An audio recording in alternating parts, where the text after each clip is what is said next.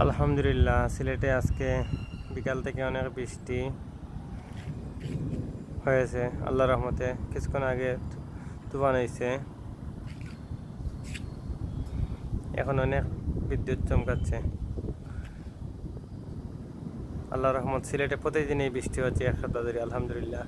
তাপমাত্রাও কম আছে, 29, 31, 32, 33। প্রতিদিনই একবার বৃষ্টি অথবা ঠান্ডা বাতাস হয়। সিলেটে বৃষ্টি একবার না একবার হয়েছে আল্লাহর রহমতে 4-5 দিনের ভিতরে। এক সপ্তাহ 4 দিন বৃষ্টি হয়েছে, ওরকম হইব। খুব সুন্দর আবহাওয়া সিলেটে আল্লাহর রহমতে। অন্যান্য জেলার 42 ডিগ্রি তাপমাত্রা, কিন্তু সিলেট তখন 31 থাকতো এবং দিনের আবহাওয়া ঠান্ডা শীতল থাকতো, মানে ঠান্ডা ঠান্ডা ভাব থাকতো। অনেক বিদ্যুৎ চমকাচ্ছে। পরিবেশ রক্ষার্থে আমরা কিছু নদী খনন করি, আশা করা যায় আমরা সিলেট আরও উপকৃত হইম, আর বন্যা ইনশাল্লাহ হইতো না।